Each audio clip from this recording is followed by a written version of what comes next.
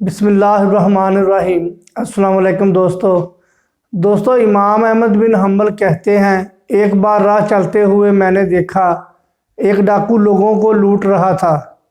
کچھ دنوں بعد مجھے وہی شخص مسجد میں نماز پڑھتا نظر آیا۔ میں اس کے پاس گیا اور اسے سمجھایا کہ تمہاری یہ کیا نماز ہے؟ خدا کے ساتھ معاملہ یوں نہیں کیا جاتا کہ ایک طرف تم لوگوں کو لوٹو اور دوسری طرف تمہاری نماز خدا کو قبول اور پسند آتی رہے۔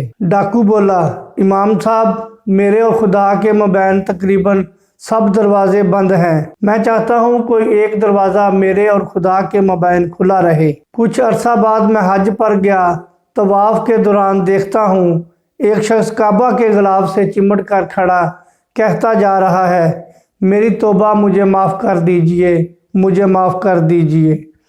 میں اس نافرمانی کی طرف کبھی پلٹنے والا نہیں۔ میں نے دیکھنا چاہا اس بے خودی کے عالم میں آہیں بھر بھر کر رونے والا کون خوش قسمت ہے۔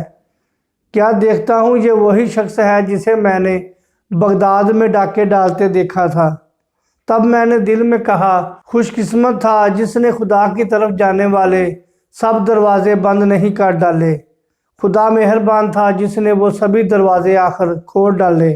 تو دوستو، کیسے بھی برے حال میں ہو، کتنے ہی گناہ گار ہو، خدا کے ساتھ اپنے سب دروازے بند مت کر لینا۔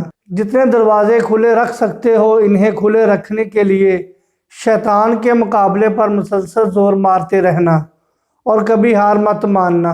کوئی ایک بھی دروازہ یہاں کھلا مل گیا تو کچھ بعید نہیں وہ سب دروازے ہی کھل جائیں جن کے بارے میں تمہیں کبھی آس نہ تھی کہ خدا کی جانب سفر میں ان سب خوبصورت راہوں سے تمہارا کبھی گزر ہوگا۔ کیونکہ اللہ تعالیٰ قرآن پاک میں فرماتا ہے، ترجمہ، کہہ دو کہ اے میرے بندو، جنہوں نے اپنی جانوں پر زیادتی کر لی ہے، خدا کی رحمت سے نا امید نہ ہونا۔ خدا تو سب گناہوں کو بخش دیتا ہے اور وہ تو بخشنے والا مہربان ہے۔ رجوع کر لو اپنے پروردگار سے اس سے پہلے کہ تم پر عذاب آ واقع ہو۔ دوستو، خیال رکھنا کہ خدا کی جانب کبھی پشت مت کرنا۔ بہت شکریہ، مجھے اجازت دے، اپنا خیال رکھیں۔ اللہ حافظ۔ السلام علیکم ورحمۃ اللہ وبرکاتہ۔